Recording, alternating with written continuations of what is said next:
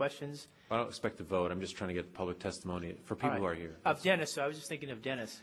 Actually, Mr. President, I'm fine. I plan on, if it's okay, sitting through at least some of the public testimony. And if you have anything that arises, I'm happy to answer any questions. We'll try to maybe see at the end if you're available at noon. But let's see if we can get through. Thank you, Mr. Gibbons. Thank you. James Hartline, you're speaking. You can have 15 minutes. You're here with Robert Sutton, Judith Gardner, Elizabeth Roberts, Sean Fennell, Gloria Fennell, Jeanette Peterson, and Mike Farmer. And then we'll go to the organized presentation in favor. Go ahead, sir. Thank you, Councilman Peters. Good morning, council members. My name is James Hartline, and I live in Council District 3. Today is a perfect example of why the voters in San Diego must remain ever vigilant over this city council. Today is a perfect example of why I've announced my candidacy for the city council. Today is yet another example of a city council person who is inappropriately using their elected position to pursue a personal agenda that has absolutely nothing to do with supporting the will of the people or the job that they were elected to do on this city council. Once again, we standing here find ourselves being forced to defend our faith, our families, and our values because of the radicalized dark vision of Councilwoman Toni Atkins.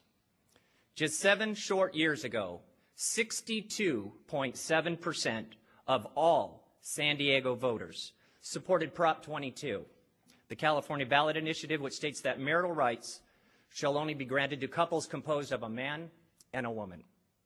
That is, and continues to be, the overwhelming will of San Diego voters.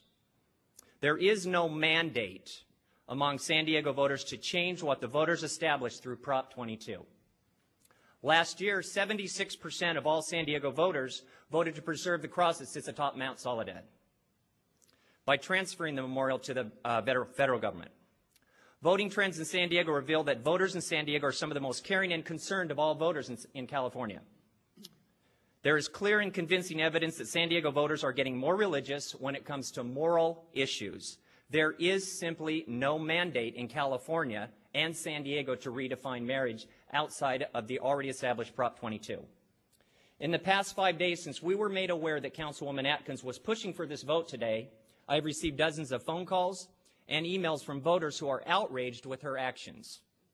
Men and women, husbands and wives, Catholics, Protestants, Republicans, and even conservative Democrats do not want this city council to support the redefining of the institution of marriage.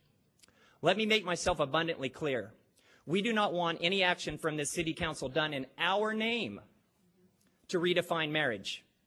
You on this city council do not have the right to vote to use our name to say that we, the voters of San Diego, support the ill-conceived lawsuit before the California Supreme Court, where a small group of individuals are demanding that all of society bow to their radicalized vision for redefining family and marriage.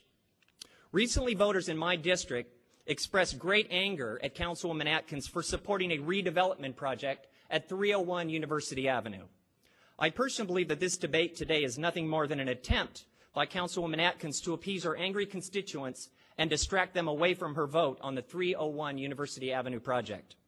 This action today serves as a distraction away from the many fiscal problems created by you, Councilwoman Atkins, and it is deplorable that we are using up valuable city council time on this ill-conceived request to issue a friend of the court brief rather than resolving the many problems that you helped create.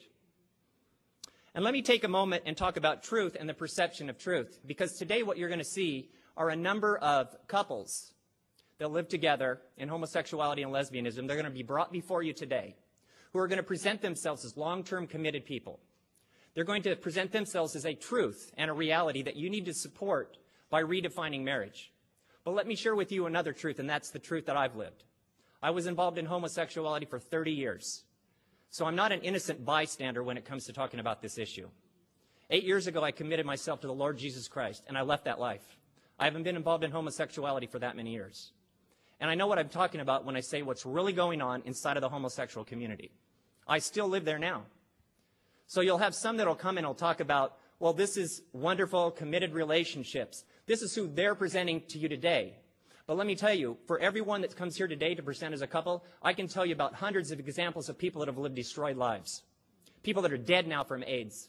people that are living in drug and alcohol use because they can't cope with the circumstances that their lives find them in by being involved in homosexuality. So don't bite off into the idea that this is a representation of hundreds of thousands of couples in California and San Diego.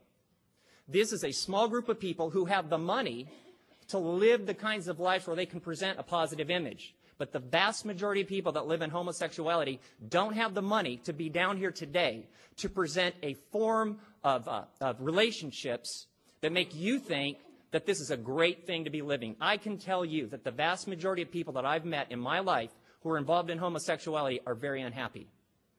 And I can testify that I was so unhappy, I thank God that I got out of it. And so we're standing here today to tell you that we don't want marriage redefined. We represent hundreds of thousands of San Diego voters who don't want marriage defined, and we stand in the gap for them because they couldn't be here today, and we offer a counter to what we believe is this inconceived proposal today. Thank you very much for your time. Thank you. And I'll let people know who else is here from your group in case they want to come back, and if they don't, their names will be in the record. R.L. McDougall, Denise Wilhite, Sylvia Sullivan, Cynthia Wright, Kim Tron, Josh McClure,